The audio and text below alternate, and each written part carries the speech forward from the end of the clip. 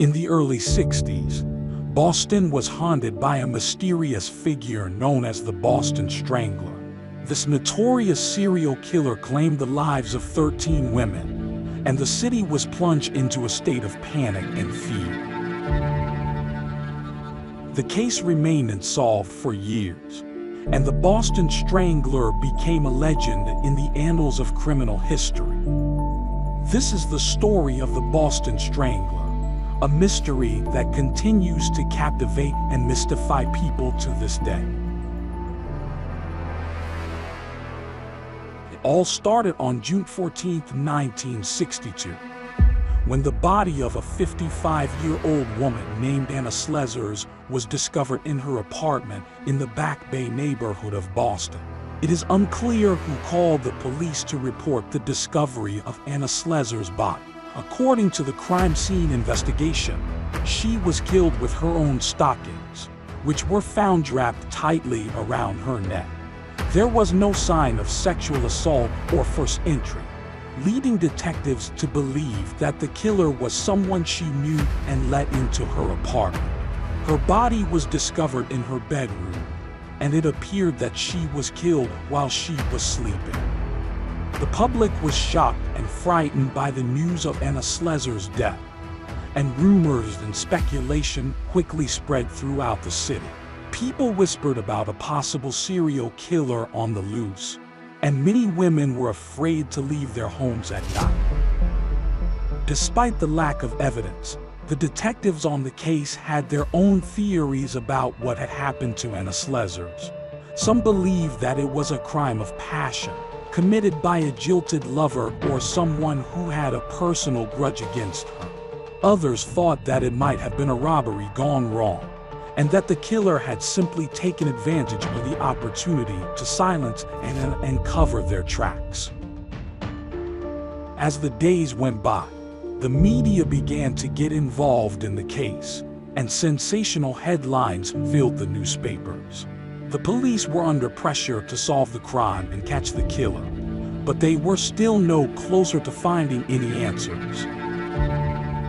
On June 28, 1962, another woman, Nina Nichols, was found dead in her apartment.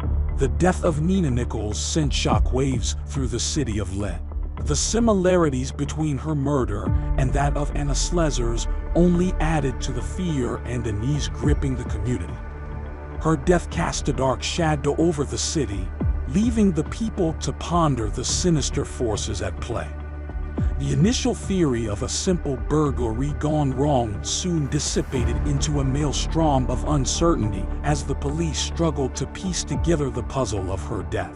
The presence of valuable jewelry left untouched only added to the mystery, leaving more questions than answers.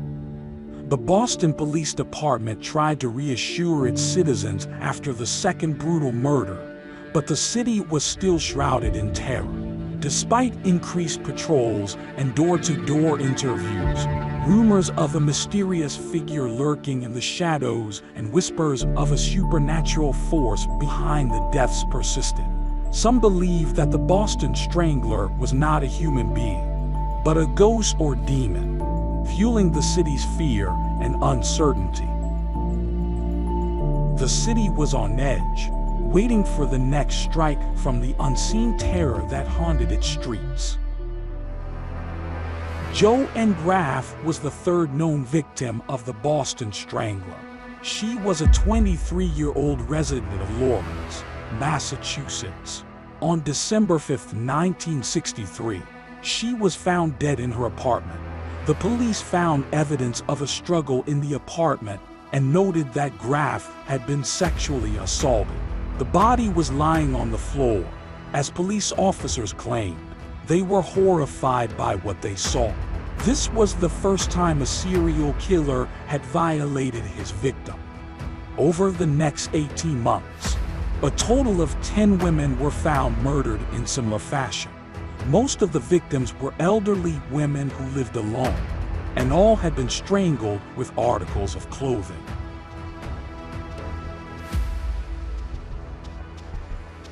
On January 17, 1964, Massachusetts Attorney General Edward Brooke, the highest-ranking officer at the time, took charge of the case and made it the top priority for law enforcement.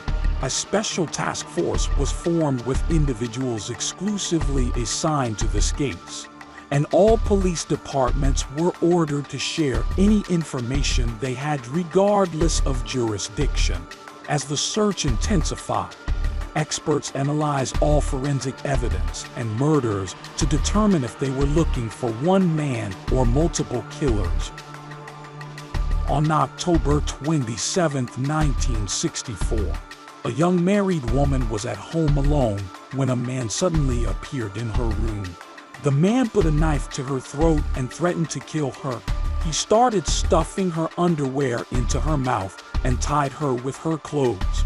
He then began kissing her, but in what appeared to be a change of heart, he asked her to stay quiet, apologized, and left the house. The woman quickly called the police and gave a detailed description of the attacker, which attracted the attention of detectives.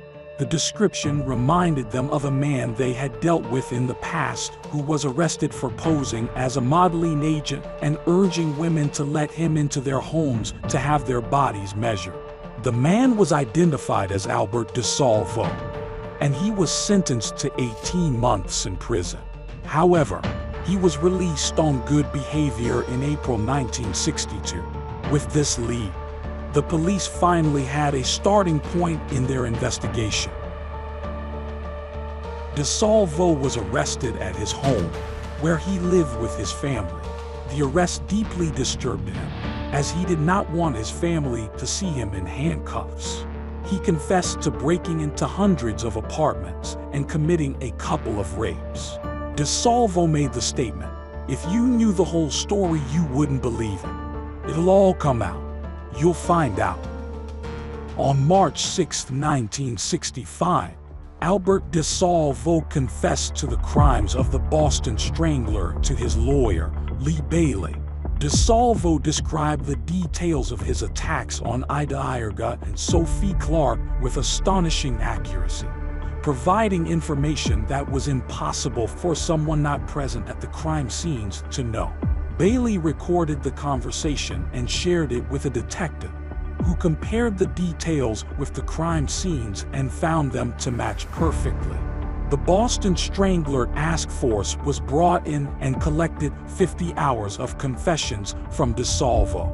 Despite the striking similarities between DeSalvo's confession and the Strangler crimes, he was never charged with the murders as the prosecution was unable to provide a concrete link. Nevertheless, DeSalvo was sentenced to life in prison for unrelated crimes and remained there until his death in 1973. The Boston Strangler case remains unsolved to this day, with many people still questioning the true identity of the killer.